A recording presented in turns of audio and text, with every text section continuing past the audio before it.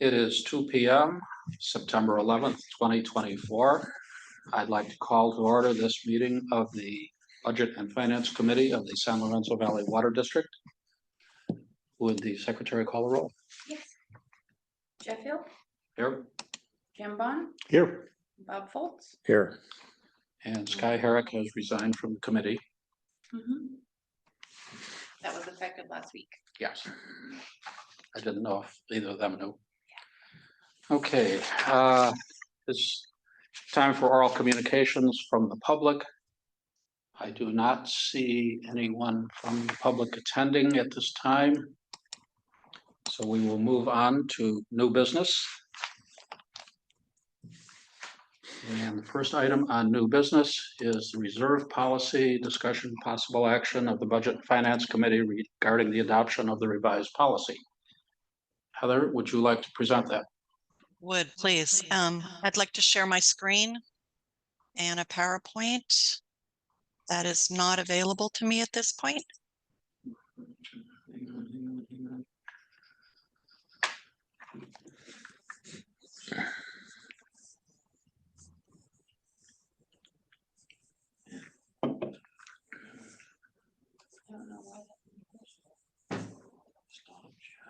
Add pin replacement, spotlight, make host, change role to attendee, rename, allow for multi-pin on hold.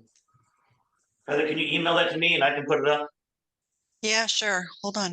It doesn't show me, give me an opportunity to make you a, I can make you a host, but I don't know what that would do to me. That's okay. I don't want to be a host. Hold on.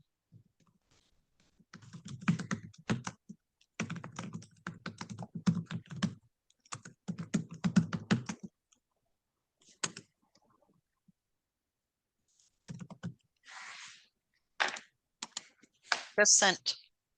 It's weird how it didn't allow her to do that.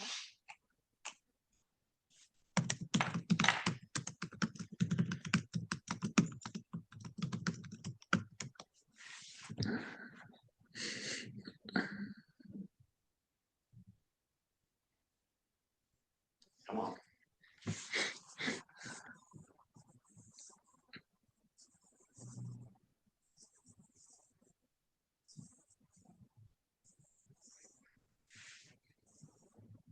There we go. That's not what I wanted. You want to go to San Diego? Not put any inappropriate personal email up. No, it's It's just junk from the mail. San Diego Zoo. Ah. From when I was there when my kids were like 8. Hmm. Now I'm a grandfather. Yeah, I'm a grandmother. I don't have it, Heather. Can you send it one more time? Sure.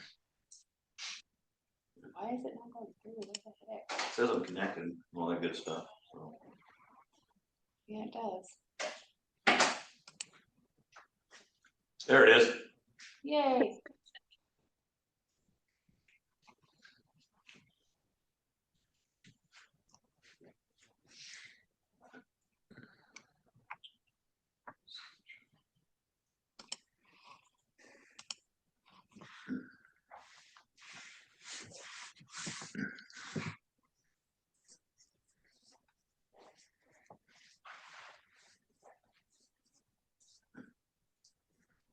I can't. I don't get this. Does it have a share screen option down here somewhere? Oh yeah. This is moving on. Sorry, folks.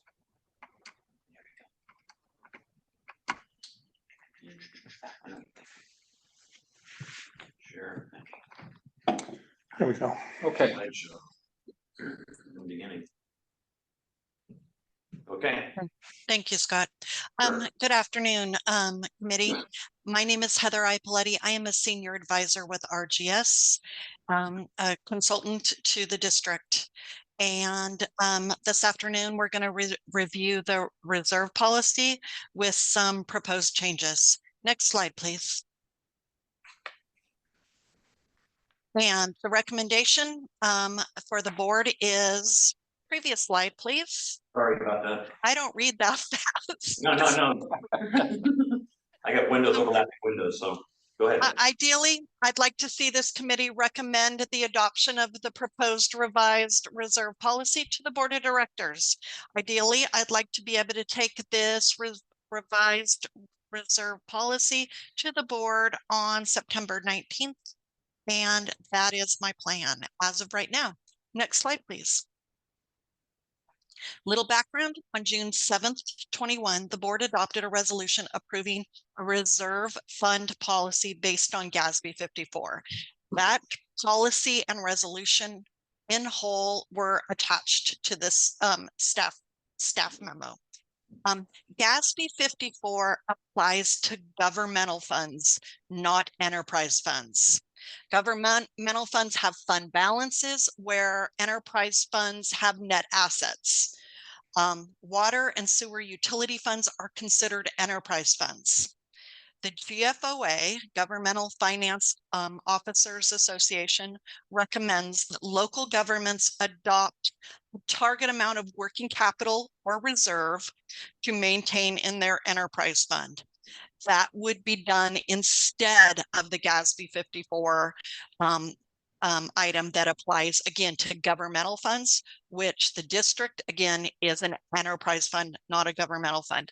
Next slide, please. Working capital. Let's go back to that. Working capital is your current assets minus your current liabilities.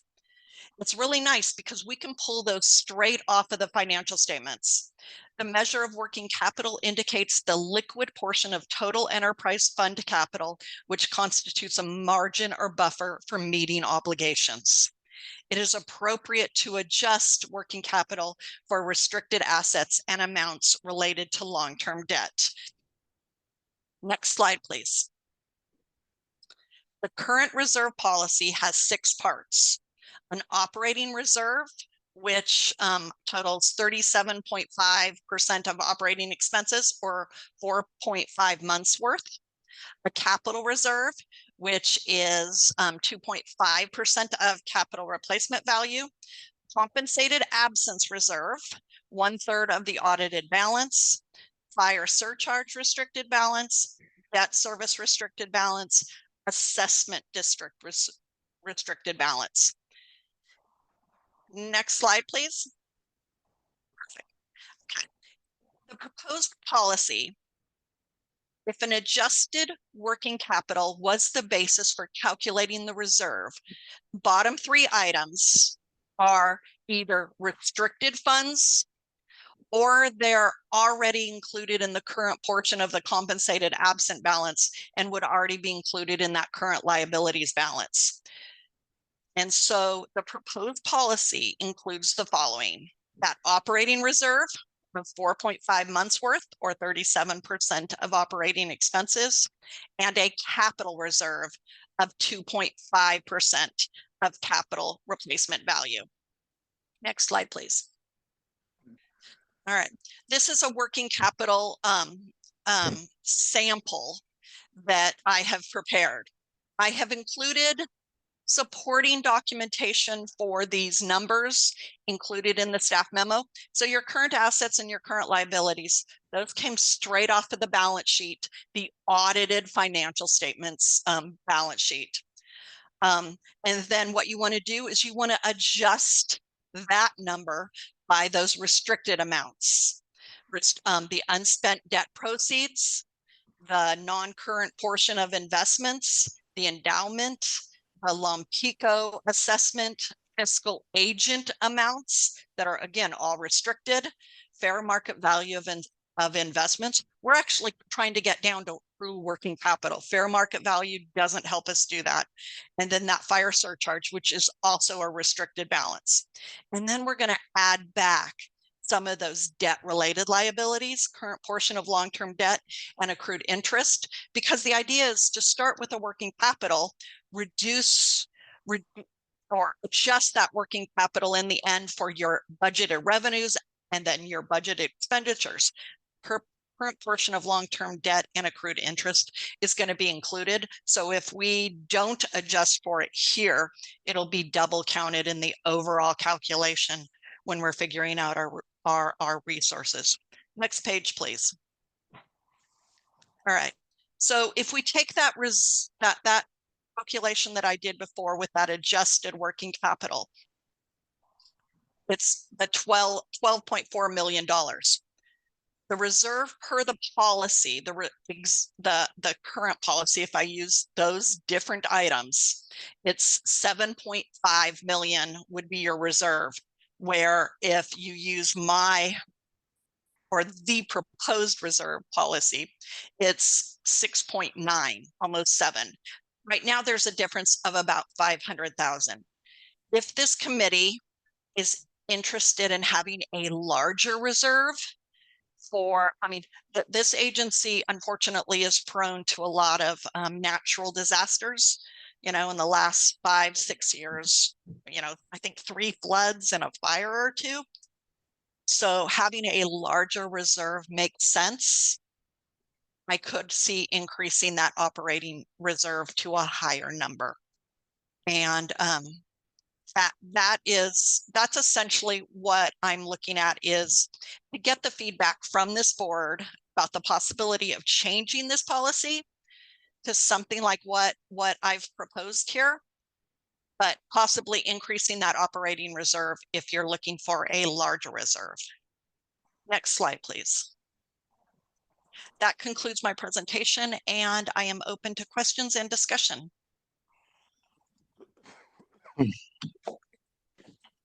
Got a bunch. Director Fultz. Heather, thanks for going through that. There are a number of things that I'm not clear on yet. Starting with the differentiation you were doing between GASB 54 and enterprise funds. Yeah.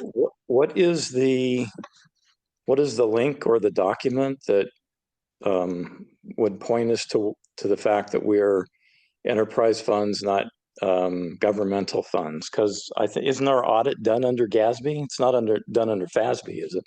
Correct. It is definitely done under GASB, but there are some GASBs that apply to governmental funds, and there's some GASBs that apply to enterprise funds. And enterprise funds are your business-like funds, such as your water and sewer utility.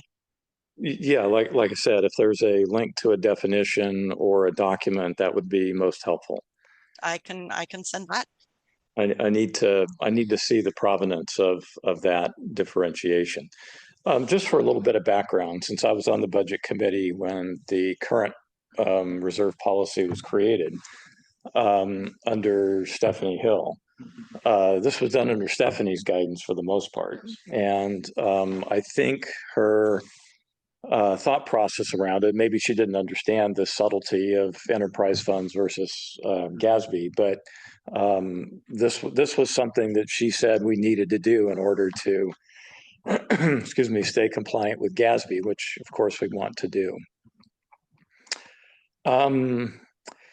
The next thing I wanted to talk about was the operating reserve, how that came up. So the recommendation that Stephanie had put in was 3 to 6 months. And at the time, I think everybody in the budget committee wanted 6 months.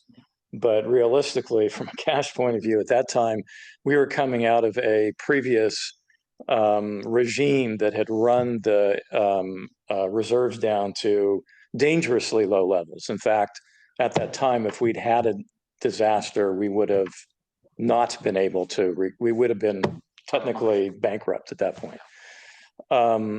So I think there was a compromise that was put in place. You know, obviously, I'm being a finance guy, I like to be a little conservative. I'm perfectly happy to make it 6 months. But before we make that decision, I did want to talk a little bit about the calculation on the capital reserve. And this number that you're showing, 150 million, is similar to the number that Kendra had put out in front of us during the last time we discussed this. And regrettably, that number is wildly incorrect. And after the board meeting, I sat down with Kendra and Rick and went through a model that I'd put together. I guess the district doesn't have this model, but I put together a model demonstrating that the current replacement value for the district's assets was closer to 400 million. And that's taking into account agreed upon lifespans and replacement dollars at the time that I did it, which was in 2021, I think, or early 2022, that Rick and Kendra agreed with. And Kendra came back in the next meeting with a replacement value of 375 million, which from my point of view was close enough, for government work, and the reserve policy would then be based on that. I think it's really important that if we're going to talk about the capital reserve, we need to be agreed upon as to what that model is. And I'd be happy to share that with you, Heather, to demonstrate that I just didn't pull it out of thin air. I actually did a whole series of quantitative calculations to come up with that. And to be honest, 400 million sounds more reasonable given the fact that we have, 192 miles of pipe. And I think we're looking at something like, 3 million a mile? I mean, it's a huge number. And that doesn't count the tanks, of which we've got 40 some, the pumps, which I think there's 40 some.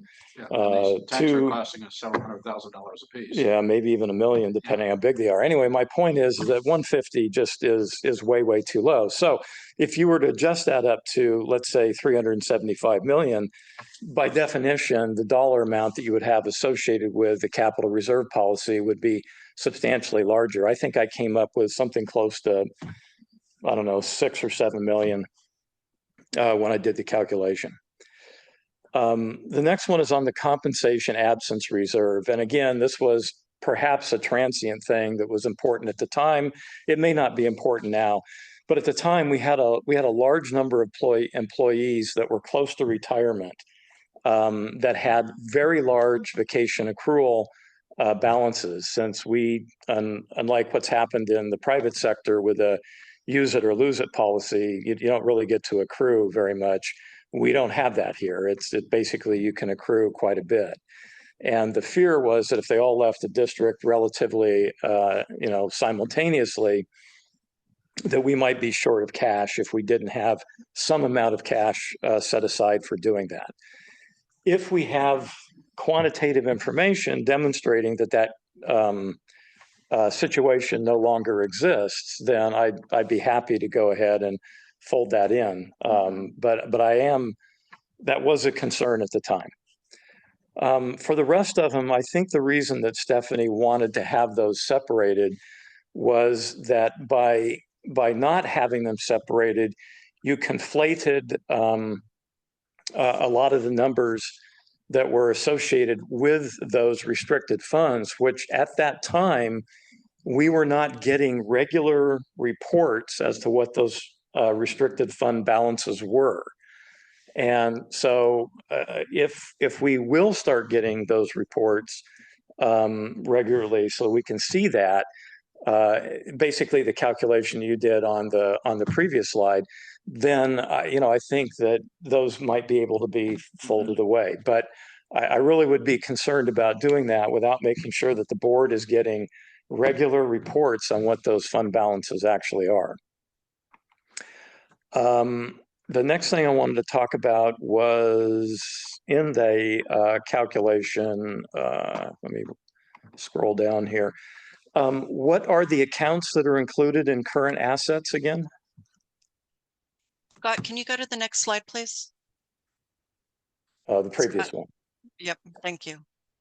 Current assets is any of your in fact, okay, if we look at the balance sheet that was included with the staff memo, you've got cash and cash equivalents, you've got investments, you've got accrued interest receivable, you've got 4 different types of accounts receivable, you've got due from other fund and prepaid expenses, and then inventory. Okay, so inventory, I would say is not particularly relevant to, I mean, that's not something we can really convert to cash. Yeah, it's not like we have a retail business where we're Right. selling inventory. Right. It's just spare parts and extra pipe and stuff like that. Yeah. So I think I'd be a little bit cautious about including that in there. But I'm glad at least that it didn't include anything else. Okay. The last thing I wanted to mention is that I'm still a little bit fuzzy about the fact that we continue to conflate real cash, that is what I call real reserves, that is we can spend it any way we want, with cash that's available because of the debt that we've taken out. And according to this, as of June 30th, we still haven't spent half of our loans. Now I'm expecting that probably has changed, given that a lot of the projects have wrapped up and I'm assuming all the bills have been paid. But I'm still concerned about that, because cash that comes from debt that's meant to be applied to specific projects in order to meet tax requirements is absolutely not the same thing as cash that we've built up on our own out of our operating margin that we can spend any way we want. I objected to that kind of conflation that Raftellus was doing. I thought it skewed the information in a way that made it look like we were better off than we were. And I'm still objecting to it here, because we need to make sure that we're dealing only with what our real cash is. Now, if that's in here and I'm just missing it, that's fine. But I'm not sure I see where we have $7 million of real cash that we can spend any way that we want. Okay. And I think that's it for now. So, I mean, I don't know how many of these things we can talk about here in real time, but, or if we have to bring it back for another meeting. But I'd like to make sure we cover these things before I'm ready to move forward with a change in our policy. May I have an opportunity to respond to a couple of your items? Oh, absolutely. That's why we're in Please do. committee, is to do exactly that. I don't want to interrupt at the wrong time. Yep. If It's okay. that's okay. All right. So included in the balance sheet of your agency, and actually let's start. I could see you doing a calculation of your beginning working capital one time during the year. And that is, you're using audited financial statements. You are using your audited numbers to calculate that beginning working capital. Okay, so you mentioned how you're not, the board is not receiving accurate information of these restricted funds on a regular basis. I'd say current, not necessarily accurate as the word. Okay. Right. So at least once a year, you're getting them. You're getting at least once a year. You're getting unspent debt proceeds on a monthly basis. You're getting fire surcharge on a monthly basis. Maybe not necessarily the others, but you're at least getting them once a year when after the numbers are audited. So this working capital calculation would be done at least once a year, or no, will be done once a year after the audit is done. And that is your beginning working capital. And then you take your budget off of that. So I'm confused by your concern with knowing the numbers to be able to do this, because you have them. Well, I mean, once a year for keeping track of what our restricted accounts are just isn't enough. Oh no, we Right. do it monthly. That's all part of the monthly close. But I guess the calculation of your working capital, I think, only needs to be, your beginning working capital only needs to be done once a year with the audited financial statements. I'm sorry. So I think we're talking about two different things. So if what you're saying is the calculation to determine what the reserve value should be is done once a year, I think that's perfectly reasonable. What I'm talking about here is getting a report that shows the various balances during the course of the year so we can see how they change over time. If I'm reading this page right, it looks to me like the original working capital is $4 million less than what it actually is due to errors in the audit. I think that was the case. Would not call it errors in the audit. Me and the auditor, when we're doing the 6/30/24 audit, the auditors are going to be here in about 1 month exactly. Well, I mean, remotely, but we have a week of audit scheduled. And this is something I'm going to discuss to find out whether we need to restate the financial statements or not, but that's still a discussion to be had with the auditors. What wasn't properly adjusted and is being now adjusted on a monthly basis is your unspent debt proceeds and your fire surcharge balance, which is also being adjusted on a monthly basis after reconciliations are being done. That was not adjusted at year end, and therefore it skewed the restricted funds.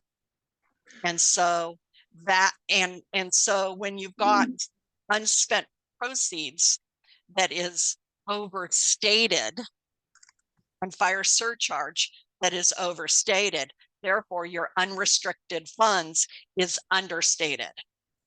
So I would not call it an error in the audit. I would say that the auditors did not look at it as material, and staff did not do their part in properly adjusting the accounts.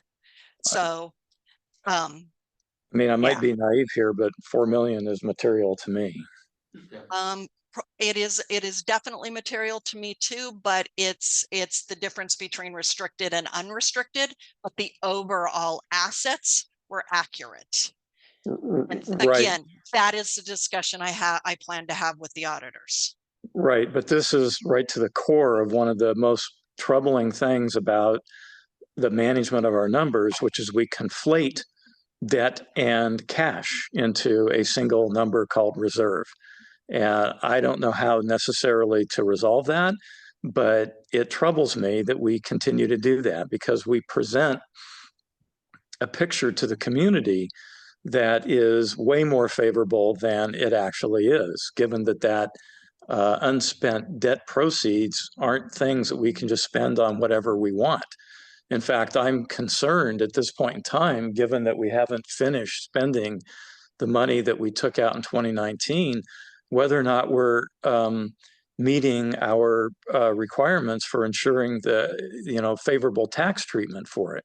And the same thing with 2021, given that we're going to be coming up on, well, we're probably already over the 3-year period that we had originally talked about. So, these are things that trouble me about the way we present our numbers. In this calculation, I'm starting with the current assets minus current liabilities, and that unspent debt proceeds and the restricted fire surcharge are included in current assets. And so what I'm doing is I'm actually removing them from that number. And that's what that second part where it says less restricted and non-cash assets.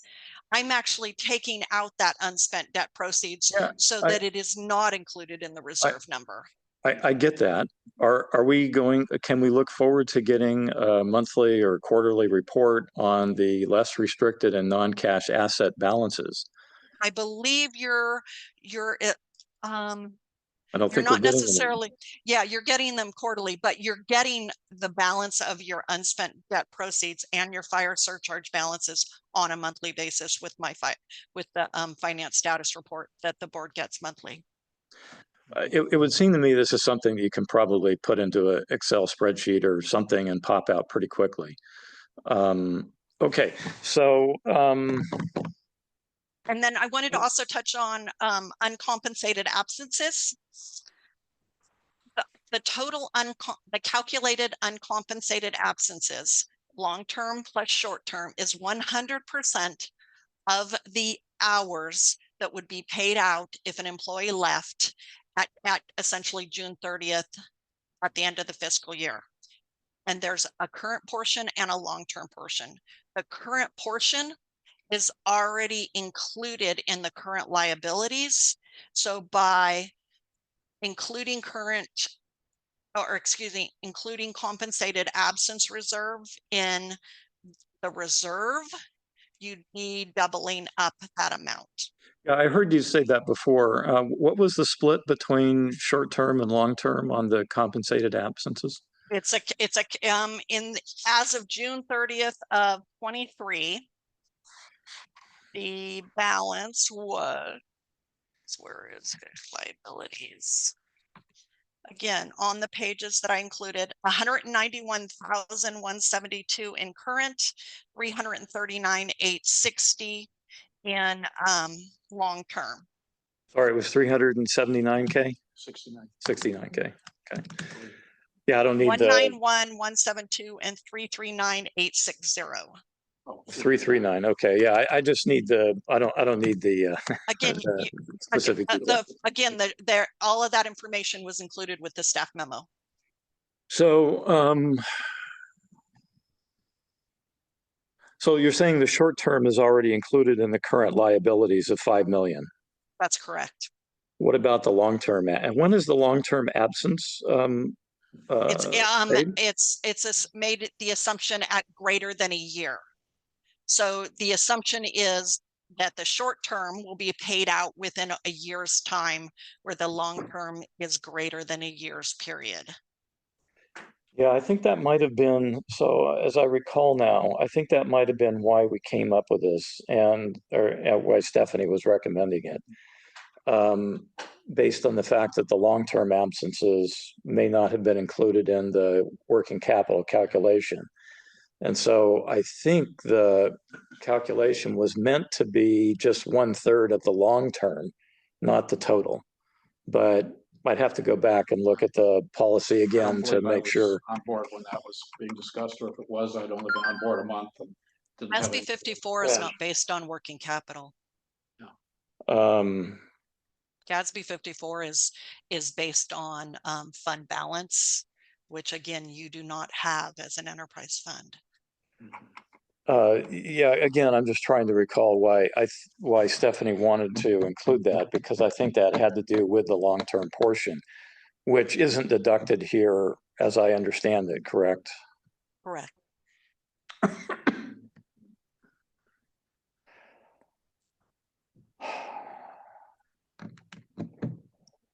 Hmm. Okay, and then on the cash, I mean, do we have right now 7 to 7.5 million in unrestricted cash that we can apply to our operating reserve and capital reserve as stated here? That is cash that's not restricted by debt or any other usage?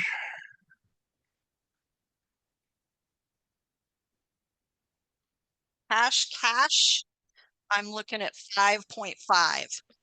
The whole idea of working capital is that over the year's time, you'll also have accounts receivable come in. That's why you use current assets. So cash as of June 30th of 23 was about 5.5 Okay, so, of unrestricted cash. right. So we're about 1.5 million short. Again, it's not about cash, it's about working capital. But yes, cash, you're about 1.5 million short. Cash. Heather, I don't mean to belittle the point or anything. I understand the working capital part and the current assets, but when the fire hits, when the flood hits, cash is the only thing I care about. Cash is king.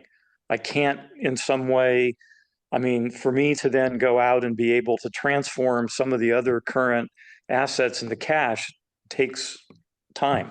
And as we learned from CZU and certainly from some of the floods, we got to respond very quickly. And so that's why I'm totally focused on cash available.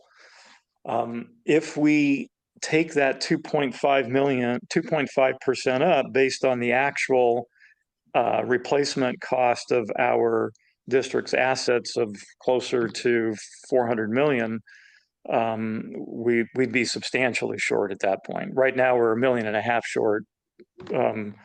If that goes up another 3 million or so, we'd be 4.5 million short on our reserves.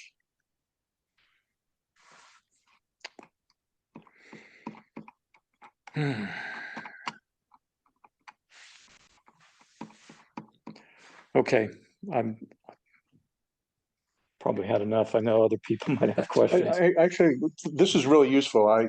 More than I thought I was going to get out of this. I kind of have a philosophical question. It gets to what you two have been talking about. The question I've got is, to what extent are we worried about GASB 54? And to what extent are we worried about practically being able to manage bad events? We know there's an extremely high likelihood in the next 3 or 4 years Something will happen. Yeah. something will happen. Something will hit the fan.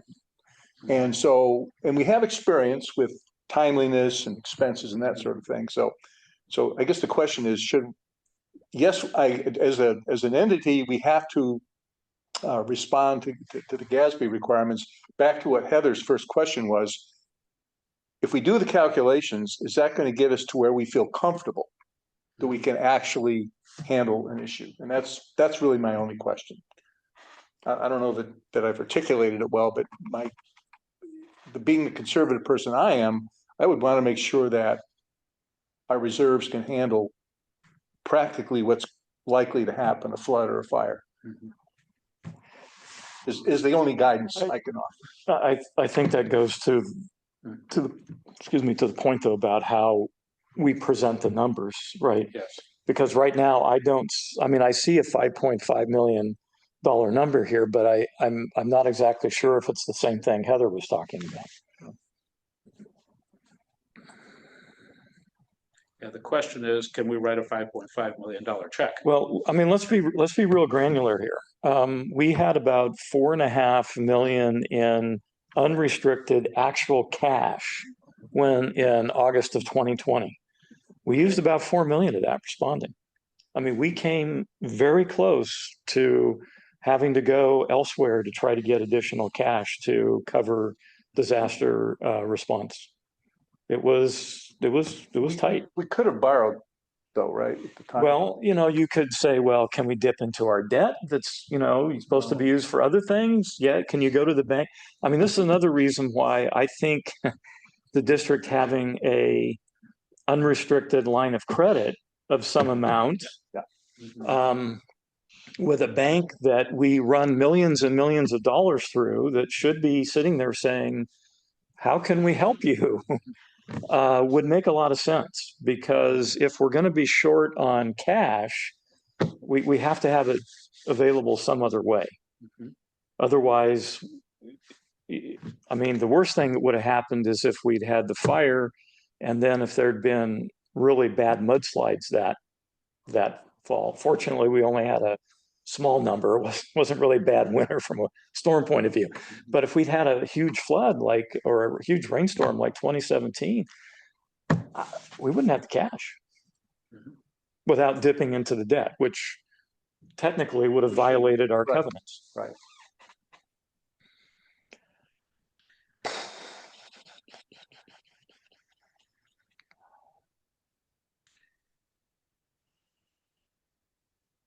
So at this point, I think I will ask for comments from the public.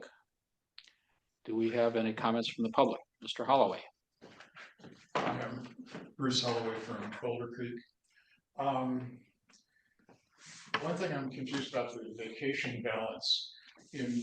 Theoretically, all the employees could decide to quit at once, and then all of the entire vacation balance would have to be paid in the current year. So how do the accountants make a distinction between what's current and what's long-term? I don't understand why the vacation balance isn't all current. Is there some kind of rule of thumb? Is it based on experience with the district? Is it based on industry standards or something? What's the distinction between the current and the long-term part of the compensated absence reserve or compensated absence account? Heather, could you comment on that? Yeah, I will. Every city does it differently. I have not been involved yet in that calculation or that work paper to determine this district breaks it out, but my guess it's past practice and an estimate that is done.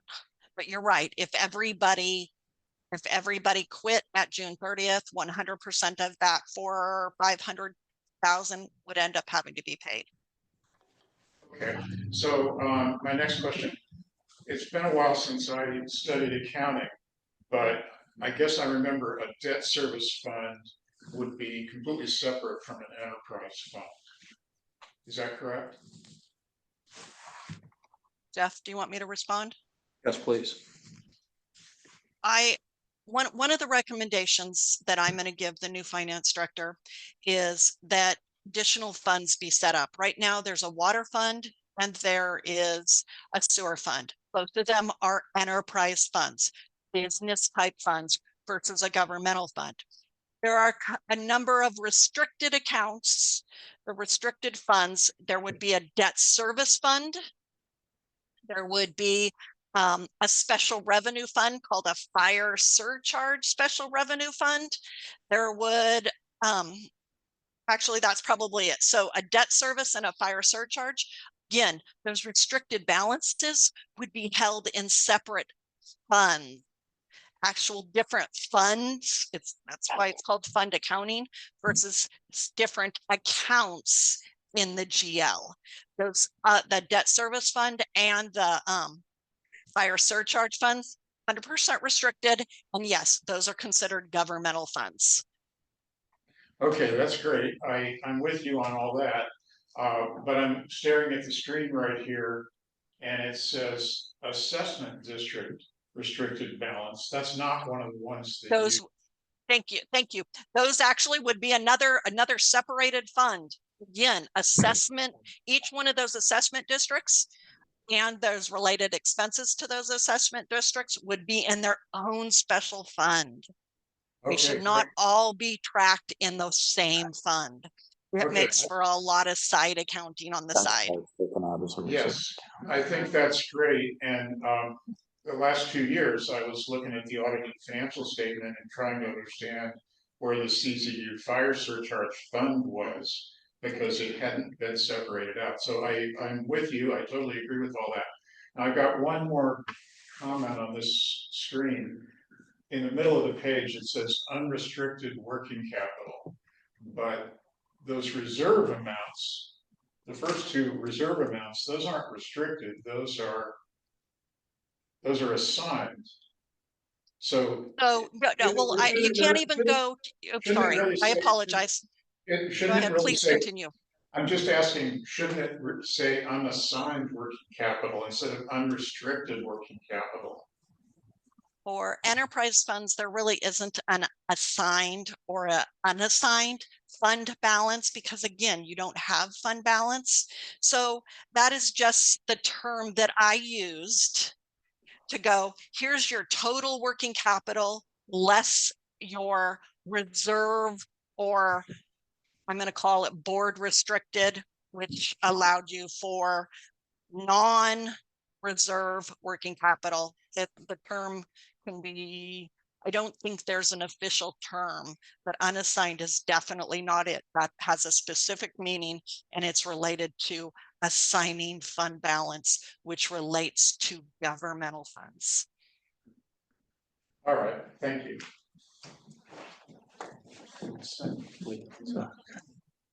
Do you have any other questions from the public on this?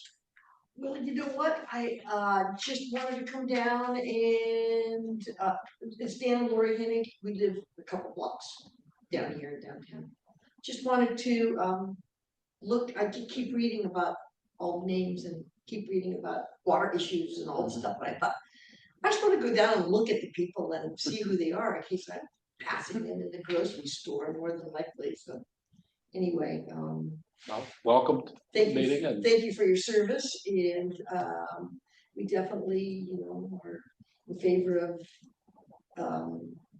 keeping our water as up to date as possible and our replacements and all the stuff you're doing with figuring out the calculations and reserve calculations. So thank you for coming, and you managed to pick a meeting which was going to be pretty much on arcane accounting principles. Yeah, we probably won't be staying long, like I said. Yeah, I mean, what did you want to say something? I kind of agree with Lori. I just wanted to get, like, associate faces with names and just hear what you had to say. I actually didn't even know what the subject matter of this Yeah. meeting was gonna be. I didn't either. Well, I kind of. You're welcome to come. All right. Bob, you had a point you wanted to raise. Yeah, yeah, and I recognize your names because I think there's a periodic artist open studios type thing, right? And you guys are always doing the open studios, so, yeah. Yeah, I think actually that what Heather mentioned might be the genesis of why those accounts were created. Mhm, For whatever reason, because I think Stephanie wanted to track them mhm, separately, but for whatever reason, I guess she didn't want to set up a fund to do it, mhm. right? Because really, Heather's right. Those don't need to be part of, because of the fact that they're restricted in that way, they shouldn't be part of the general operating They- fund. yeah. They should be a separate fund. Now, why that never was set up, I couldn't tell you. Doesn't matter. Yeah, It but doesn't matter. I mean, we But- went through a couple of accounting directors or finance directors and Yeah, but I think the reaction to that was, hey, these need to be in separate accounts if they're not going to be in separate funds. They are held in separate accounts. Yeah, no, I understand.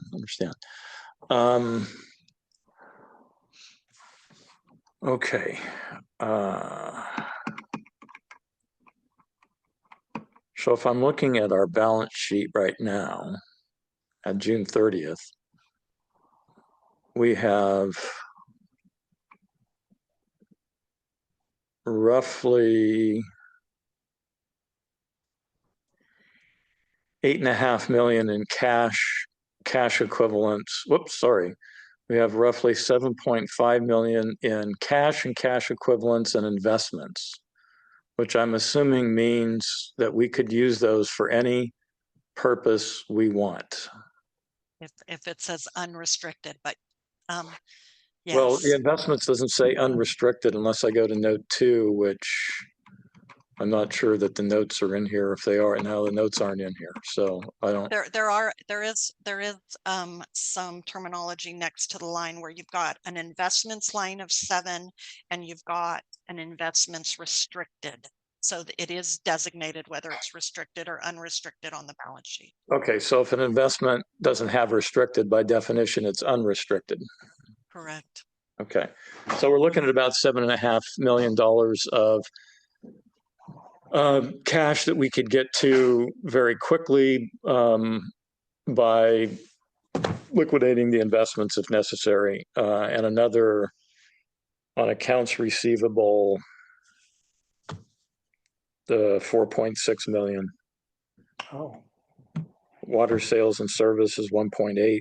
We're going to cover that next. And grant and loan, actually the grant and loan receivable might be restricted depending on what the grant's for, yes, right? absolutely. So we couldn't tap into that, and that's 2.8 million. All right, well, Heather, it might be that some of this is a little bit more conservative calculation on the to get to the adjusted working capital that we would want to use for the restricted or for the operating reserve and capital reserve. And some of it may be setting up new funds. How difficult is it to set up new funds? It would have to, it's setting it up in the computer. It should not be that difficult. God, I just don't understand It that. makes sense. It depends on whether you know fund accounting well or not. I've been doing Okay. it for 20 something years.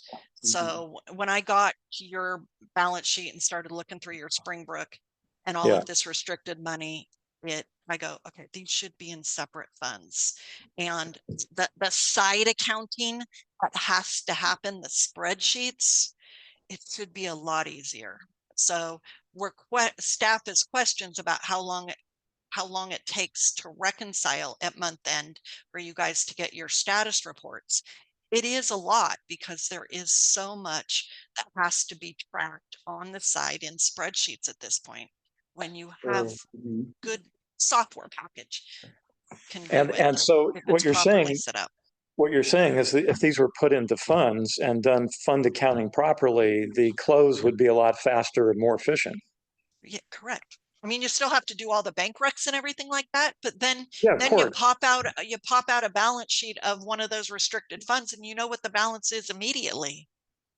Yeah, I mean, This makes very good sense for us to start shifting over to this. yeah, I mean, especially when when I look at closing out my month, I mean, it's like not a big deal. Yeah, Even though I have a bunch of spreadsheets as well. We'll always Okay, have so- spreadsheets, but it can be simpler. Yeah. I think any kind of change like this, though, needs to be accompanied by, it's got to be implemented in funds. I'm sorry, it's gotta be. The restricted portion Yes. has to be implemented in funds. I mean, for Yes. me, these two go together. And it also is going to make our accounting operation a lot more efficient as well. Yes, well, and we also need definitely to go back and reevaluate the calculations you did on Yeah, what our capital infrastructure is worth, because well, if I could share my screen, I lot can of it. show you. well, I understand, but I mean, a whole lot of this flows back into that. Oh, yeah. And so that's another thing we need to get adjusted properly. And I recall this same subject came up last year. Mhm. And we lost our accountant and our finance director, and things changed, and it never got followed up on, but it needs to be followed up on. Well, she did come back with the 375 million, but Yes, that might have but it got didn't get lost. implemented. Yeah, it didn't get implemented fully through the system. Otherwise, Heather would have picked up on it. Yes, Yeah, because that also needs to be adjusted on an annual basis, right? Is the cost per foot of a pipe, is it $500 this year, or is it $400 this year, right? Or does it go up to 600?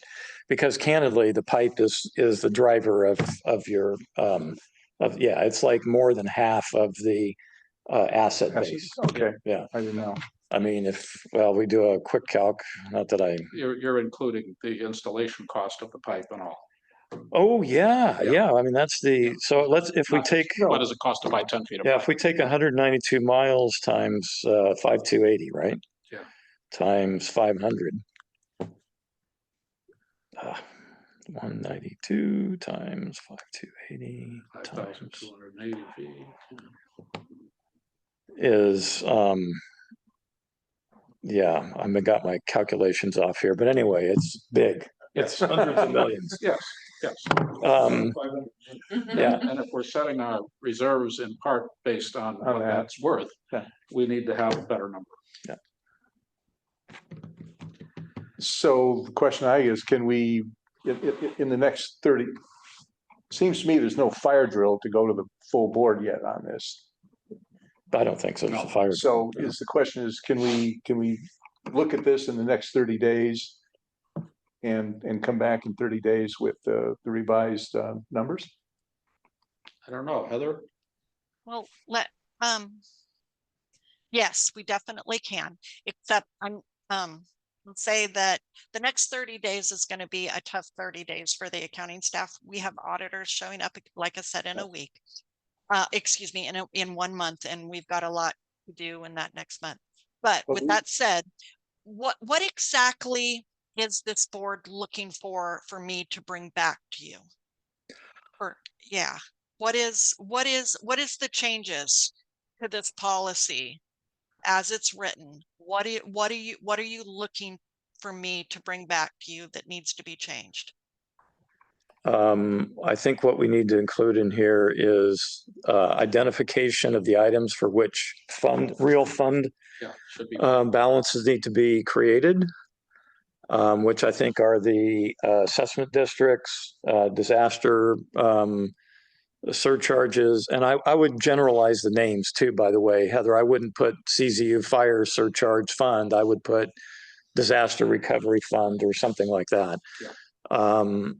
Assessment districts, because it's also very likely, in addition to Lompico and Olympia, we also might have assessments from Brackenbray, Forest Springs, and Yes. possibly even Big Basin at some point. Which could be a big one. So we want to make that a general thing. I need to make the adjustment on the value of the system. Adjustment of the value of the system, which Heather, if you're okay, I can send you the spreadsheet. We could go through it if that would be helpful, like I did with Kendra. It's not particularly complicated. Yeah, I guess, okay, I'm gonna, and please bear with me. My words are probably gonna escape me. Items that you're proposing are truly not part of the policy. The value that's used is not for instance, the value for the capital portion is not included in the policy itself. It should be. No, because it should change every year. No, the manner and the fact that there has to be a calculation and how that calculation is done should either be part of it should either be part of a recurring task that the district's doing, which then feeds into a policy, or it should be part of the policy saying we're going to calculate it in the following fashion. What we did in 2019 was we basically kicked the can down the road because I didn't have any of the information. No one else did either. There was a task that we set aside that never got implemented that said, we're going to go do that calculation. And when the district didn't do it, I went ahead and created a model to at least help inform me what we were looking at. So from my perspective, I get that creating of funds and all that isn't part of the policy, but in order for me to be comfortable with changing the policy from what it is now, all of these things have to be tied in together. They're not siloed. They're not siloed things. That is, I can't speak for anybody else, but I personally would not be comfortable changing the policy to your proposal without doing these other things that make, by the way, Heather, perfect sense to me, and I think are the right things to do, but we have to do them all together. Okay, all right. Thank you. Thank you for that explanation. I appreciate that. In that case, 30 days is not enough because we'd be making it significant changes to how we account for things by using some fund accounting that staff is not used to doing and preparing for an audit at the same time. So I would kindly request for 60 days, please. I think that makes a lot of sense. Yes, and I'd rather have 60 days than have it screwed up in 30 days or have it things next, And if it takes 90, I don't think that's Exactly. I mean, there is no fire drill now. right. But the objective is to The get fire drill is coming though. I want to say that. I want to remind you that what kicked off the look at the reserve policy was this board's very reasonable request for a cash flow presentation. Yep. The start of that cash flow presentation is that beginning working capital. So if we're not able to come, so I'm not comfortable giving you a cash flow presentation until we've got this reserve and that working capital calculation figured out. Is this committee good with that? Hold a sec. I'm confused now. So a reserve policy and a cash flow. Excuse me. I don't understand how those are linked. Okay. Thank you. Essentially, you've got it for a cash flow. We've got to start with a beginning number. Or at least that's how I normally do it. And that beginning number is that those funds that we have to essentially start that calculation from year to year. I'm gonna use the term without having a better term, unrestricted working capital. So that means it's not reserved working capital is your beginning number. So if I can't, I get that. Well, I get that, but I mean, if I take the top half of this one page here on page 17, I mean, you're kind of there without doing any kind of policy changes. You've already identified the fact that there's a number of things that are restricted, like the fire surcharge, which is in its own reserve account. That's taken out. The debt But what, proceeds are in how there. much reserve would I take out? Well, under the current model, you'd be I mean, again, this is where I think we're at some level relative to the numbers, we're sort of dancing on the head of a pin. So under the existing reserve policy, it's 7.5 million, 7.6 million. Under the one you're proposing, it's 7. Okay. Go with 7.6. That's the policy. Just for being right more conservative and just use that number. now. Yeah. I can do that. Yeah, it's a number that logically, as I've presented earlier, doesn't make sense to me, but I hear you. Just go with that conservative number, just so we get that cash flow projection presented. Is that this committee's recommendation to me? Yeah, I mean, that's a great idea. that's an 8% difference. I'm not even worried about it. I mean, Okay. Nope, Yeah. that's, I'm usually a little more precise. That's just who I am, and it has served me and the agencies well, but I get it, and we can start with that. when it comes to what you do day to day, I love the fact that you're very detail oriented and want to be precise. When it comes to putting together a cash flow projection, if it's plus or minus 10%, from a management point of view, I'm totally fine. Yeah. I mean, Thank you. especially Then since It's just a projection. It's a projection. Yeah. It's gonna be wrong anyway. And as we refine, I agree. It'll be wrong the next day. I completely agree. Now, can I get additional direction from this board regarding that now that I got that piece of information? Would this committee like me to bring that cash flow projection back to you, or do you want me to go on the board? So I was shooting for the first meeting in October for that cash flow projection, or do you want me to come back to this committee in October with the cash flow projection before I go to the board? I think it should come to the committee. do you? Yeah. Okay. Um, He's the prez, so he Yeah, gets to say. I think it should come to the committee first, because that gives us a chance to vet it and to make any adjustments before the whole board goes digs into it. I mean, everything aside, Yeah. we've had a little bit more of a freewheeling discussion Yeah, than we would have during the board meeting. exactly. So, and it's That good works. because I think we've had a really good conversation. We've got synced up on a bunch of things. I understand where Heather's coming from now, and I think we can very quickly get to a point where we're going to be all totally on the same page. I think there's just a few tweaks here and there. Sounds like it. And I think if this committee is on board with Heather's recommendation, it'll go through the whole board pretty quickly. Yeah, Thank you. All right. good stuff. Thank you for that direction. I really, truly appreciate it. Thank you. My head hurts.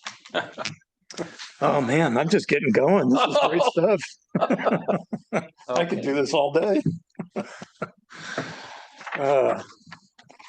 Okay, so, I did my month end already.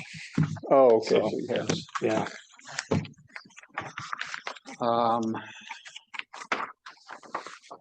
where am I here? Heather, were there any, before we moved off this, was there any other items that you thought we needed to cover, or, because I'll send you some information separately if you're okay with that. Please send me the information you have calculating that capital replacement value. I'm not used to agencies having to do that calculation. It's definitely not something that's included in your financial statements. And so I'd like to analyze your calculation and the work that goes into it, and possibly come back to you with suggestions. Absolutely. Yeah, that was the whole point of presenting to Rick and Kendra was, hey, make it better, So you guys have more data than I do. Okay. Okay, can we move on to utility billing policy? I'm ready.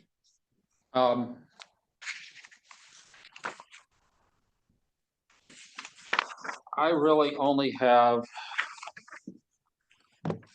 one comment on this, but we'll start with Mr. Holly. Do you have any comments on the billing policy, particularly overdue billing? Okay, Well, I got a bunch. I got a couple. so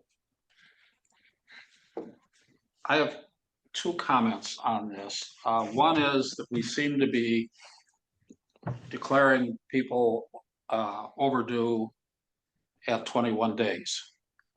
And it would seem to me that most people do that on a full billing cycle. So if you're billing monthly, it's a month. You don't do it, 2/3 of the way through the billing cycle.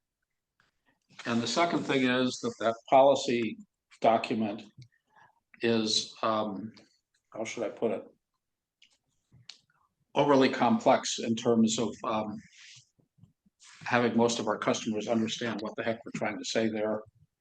And I'd really like to see us simplify that. Is that document meant to be read by customers? I do not know, Because that's not good.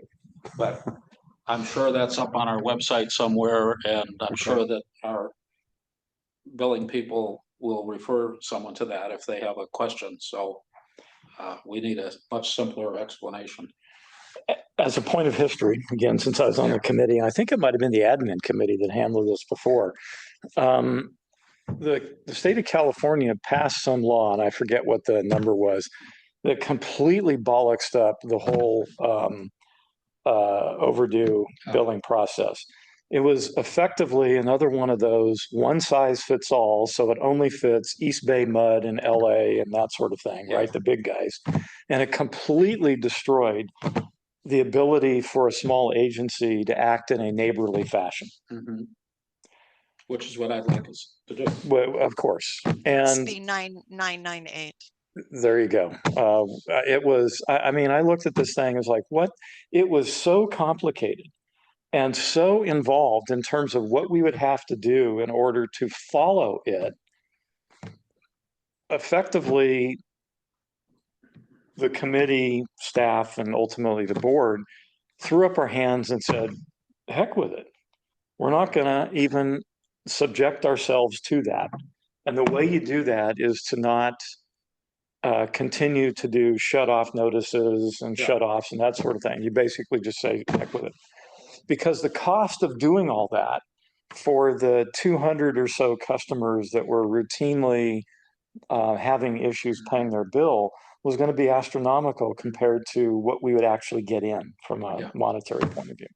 So again, it's one of those things that would be great for East Bay Mud. There's enormous utility, huge economies of scale, lots of staff compared to us, tiny little guys in the mountains. So at the time, what we said is, let's run it for a couple of years and see if there needs to be adjustments made. Well, a couple of years, fire, pandemic, and, here we are. So I'm glad, Heather, that that this is coming to us, because I do think there's some things that we need to be concerned about. How we communicate, for sure. But also, if there are accounts that we're not able to send to property tax rolls for one reason or another, we absolutely need to understand why and figure out if there's a way to deal with those people other than continuing to allow them to build up enormous unpaid accounts. So for example, back then, I think there was like a handful of accounts that they had a meter in, but they were never paying. And somehow we couldn't send those to the property tax roll. Well, I'm perfectly fine with discussing a possibility. If you have a meter in, but you're not using it, the meter's just sitting there and you're not using it and you're not paying your bill after X number of months, we just terminate the account.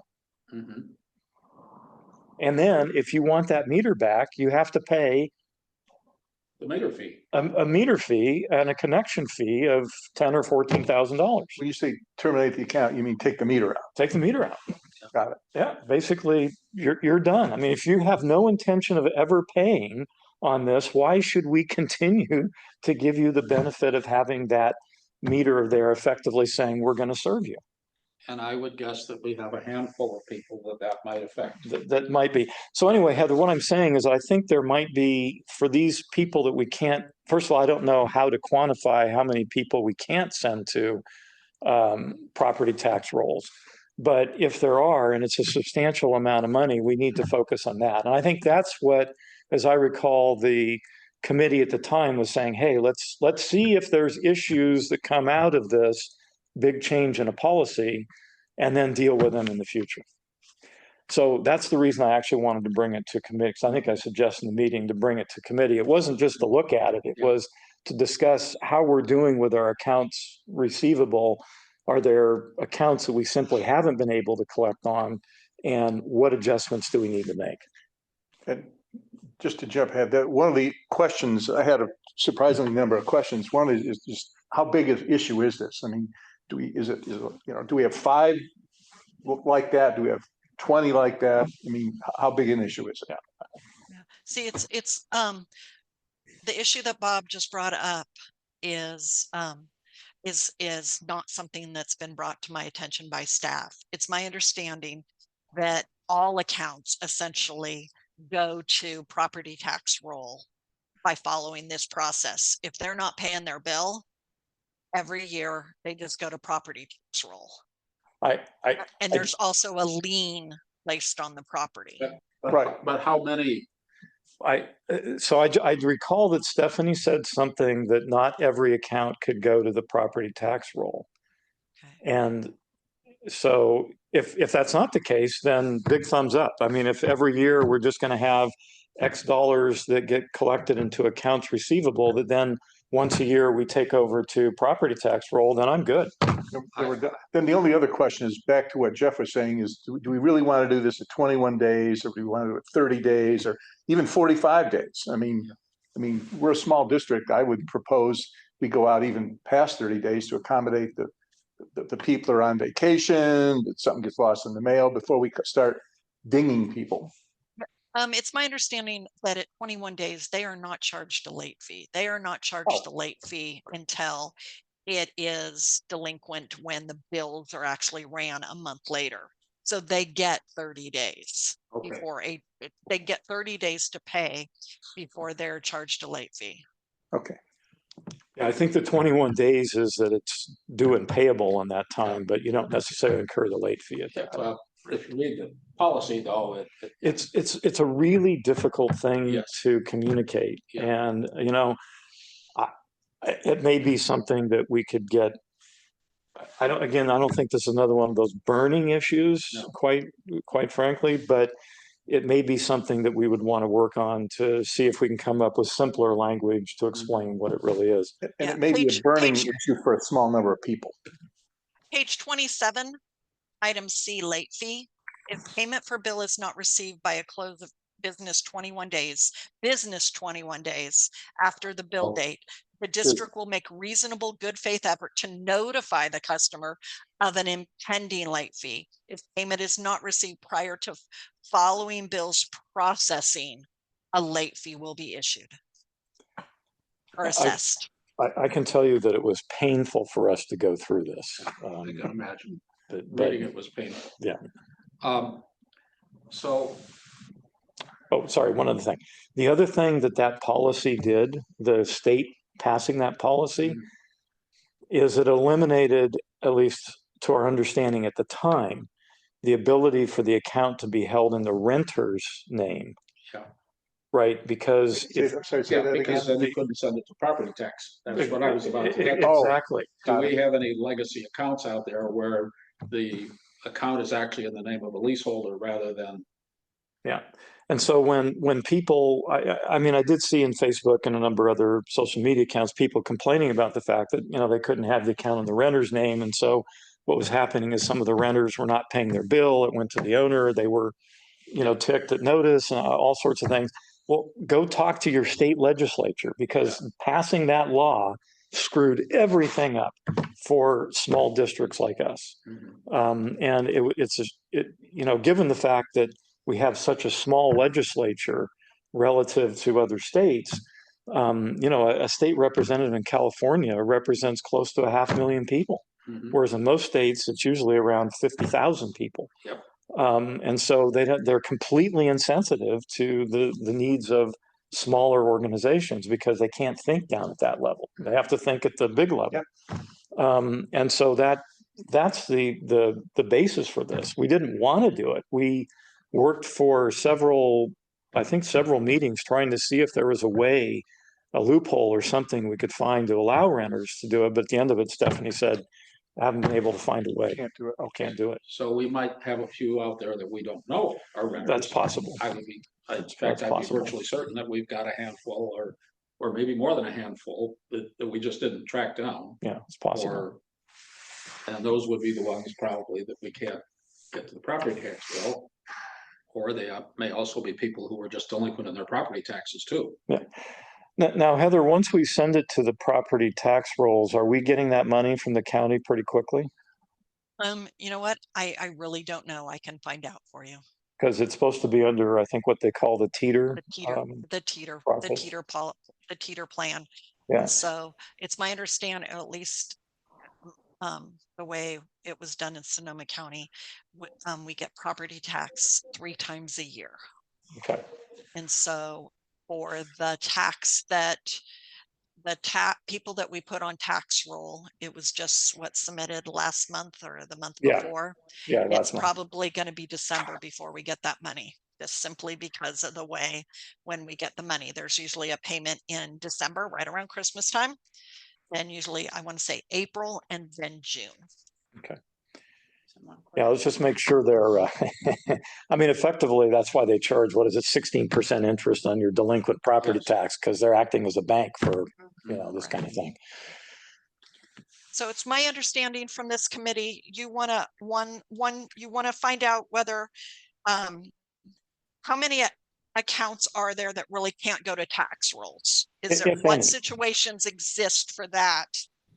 And Yeah. do we have any legacy renters on the bills as the responsible party? If you can find out. If we can find out, It may we not be easy. probably don't know. I would say that one would probably be really hard to do. Yeah. At this point, that's really hard to do. You're gonna have people that have had an account for 20 years and we don't have any idea Right. who really owns the property. So I wouldn't spend a lot of time in that one, frankly. Heather, the second one, I'm trying to find renters. No. Eventually, if when the renters turn over, it'll come to light, right? Okay. Is there anything else you'd like to have me bring back to you? That was the only unanswered question that I had is, Okay. how big a problem is it, or does it happen? The other question that Bob, you alluded to is, do we have instances where bills are literally never paid and we can't get a property tax lien on it? What do we do? I did some research on this. The city of Phoenix actually puts a flow restrictor. Oh, really? Yeah. How clever is that? So So it dribbles out. So they're not going to die of thirst, but they're not going to be able to take a shower either. Anyway, That's pretty evil.